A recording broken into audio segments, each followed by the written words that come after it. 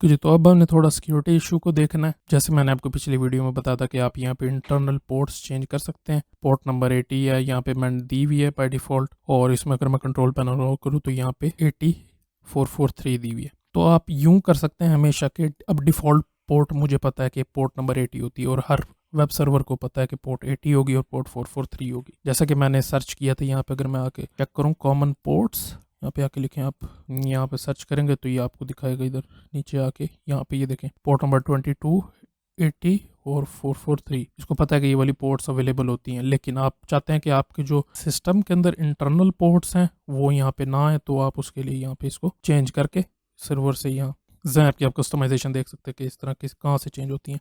इसमें यहाँ कन्फिग पे क्लिक करते हैं ना, यहाँ से आके सर्विस पोर्ट ही यहाँ पे दी हुई है, चेंज कर दें। माई एसक्यूएल की भी होती है यहाँ पे, ये भी चेंज कर सकते हैं आप। अपाचे की 80 होती है, ये भी आप चेंज कर सकते हैं।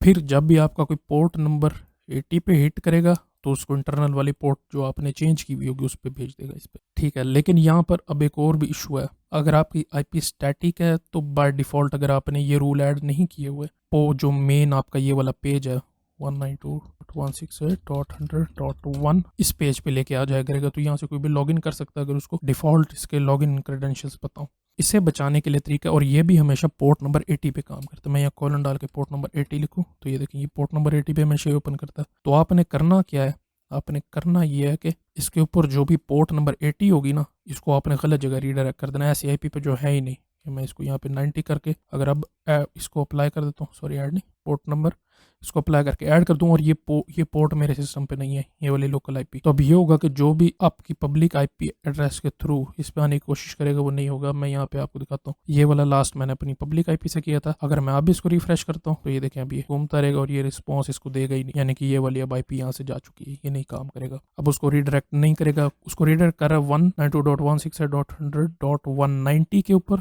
जो यहाँ पे हमने रखी हुई है। लेकिन ये वाली पोर्ट चूंकि नहीं है तो पोर्ट 80 पे कभी रिडायरेक्ट होगा ही नहीं। ठीक है जी, तो इस तरीके से आप अपने मोडेम की सिक्योरिटी को हाई करते हैं। और इसके अलावा एक और भी तरीका होता है वैन वाला। यहाँ सिक्योरिटी पे आएंगे, सिक्योरिटी पे आके यहाँ पे आप फायरवॉल लेवल ये भी बढ़ा सकते हैं। आपके जो सिस्टम के अंदर अवेलेबल होगा वो आप यहाँ से इंक्रीज कर सकते हैं। इसको यहाँ पे हाई कर दें तो अक्सर यूँ होगा कि आपका कोई सिस्टम चलना बंद हो जाएगा, कुछ चलेगा नहीं। यूजर डिफाइंड है तो यूजर डिफाइंड में हर किसी की अलग होती है। अब मैं अगर बताने लगा तो इसमें टाइम ज़्यादा लग सकता है। ठीक है जी, तो ये तरीका था सिंपल पोर्ट फॉरवर्डिंग रूल से आप अपने सिस्टम को कैसे प्रोटेक्ट करते हैं।